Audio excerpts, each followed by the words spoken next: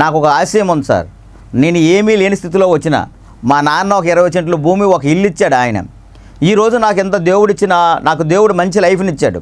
ఈ లైఫ్ని సార్థకం చేసుకోవాలని ఒక తపనతో నా కొడుకుని ఒకప్పుడు 110 రూపాయలు ఫీజు కట్టలేక నా కొడుకుని నేను చదివించుకోవాలని స్థితిలో ఉన్న వ్యక్తిను ఈరోజు నా కొడుకు ఎంబీబీఎస్ చేసి రేపు పొద్దున్న పీజీకి వెళ్తున్నాడు. ఆడి లైఫ్ ఆడు సెటిల్ అయిపోతుంది మా అబ్బాయిది. ఇప్పుడు ఆ ఉన్న ఆస్తులు నేను పేద ప్రజలకు డొనేట్ చేయడానికే ట్రస్ట్ పెట్టాము మా నాన్నగారి పేరు మీద.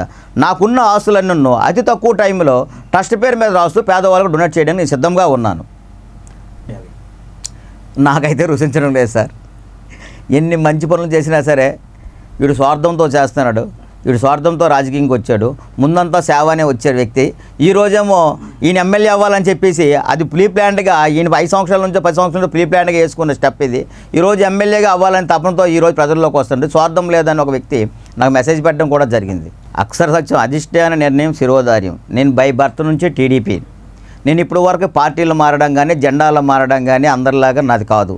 నాది కుటుంబ వారసత్వం కాదు. నా నుంచే రాజకీయంలోకి వచ్చాను కానీ నా ఫ్యామిలీ మెంబర్స్ ఎవరు రాజకీయంలో లేరు. ఇక్కడ వాస్తవం ఒకటి గుర్తించాలి. పార్టీలు కానీ ప్రజలు కానీ ఒకటి గుర్తించవలసింది ఏమంటే 2009లో టీడీపీ పార్టీ ఓటమిని సవిచూసింది. 2014లో టీడీపీ పార్టీ సవిచూసింది ఓటమిని. 2019లో కూడా టీడీపీ పార్టీ ఓటమిని సవిచూసింది. ఎక్కడ మా నియోజకవర్గం వస్తారు, పాతపట్నం నియోజకవర్గం వస్తాటికి. పాతపట్నం నియోజకవర్గంలో వచ్చిన సమస్యలన్నీ మీకు తెలిసినవే. 2009 పాతపట్నం నియోజకవర్గంలో టీడీపీ పోవడానికి గల కారణం ఏంటి? గౌరవనీయులైనటువంటి ఎక్స్ఎమ్మెల్యే గారు కలమడ వెంకటరామన్ గారు, ఆయన టీడీపీలో ఉన్నారు. వాళ్ళ నాన్నగారేమో ప్రజారాజ్యంలోకి వెళ్ళారు. అక్కడ 2 గ్రూపులుగా విడిపోయాయి. అక్కడ టీడీపీ ఓటమికి గల కారణం 2014లో టీడీపీ ప్రభుత్వం వచ్చింది మనకి ఇక్కడ. కానీ అక్కడ టీడీపీ ఎమ్మెల్యే గెలిచే స్థితిలో ఆయనేమో కొన్ని సులాభం కోసం వైసీపీలోకి వెళ్ళడం జరిగింది 2019లో. ఆయన వెళ్ళడం వల్ల అక్కడ గెలవలసిన టీడీపీ సీటు పోయింది.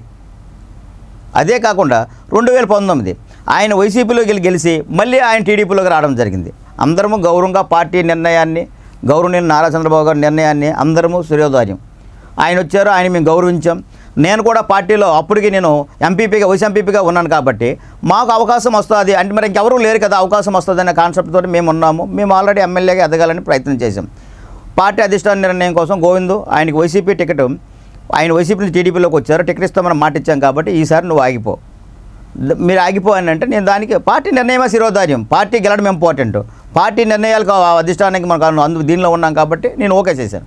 సరే సార్, ఆయనకొని ఎంతమంది వెళ్ళిపోయినా, మిరేబిల్ శ్యామ్ గారు వెళ్ళిపోయినా, వీరభద్రరావు వెళ్ళిపోయినా, లోటిగడ్డ తులసి వరప్రసాద్ వెళ్ళిపోయినా, ఎంతమంది నాయకులు వెళ్ళిపోయినా సరే నేను ఒక్కడిన మాత్రం ఆయన వెనకాల ఉండి నేను ఆయన కోసం గెలుపు కోసం కృషి చేశాను. కష్టపడే వారికి ఎప్పుడైనా పార్టీ గుర్తిస్తుంది. అబద్ధం ఒకరోజు అడిగితే ఆ క్షణానికి న్యాయం అవ్వచ్చు, 2వ రోజుకి న్యాయం అవ్వచ్చు, 3వ రోజు మాత్రం తప్పనిసరిగా అబద్ధం అనేది బయట ప్రజలకు తెలిసిపోద్ది. ఎన్నిసార్లు చెప్తాం. ఈరోజు నేను ఫ్రెష్ క్యాండిడేట్ని.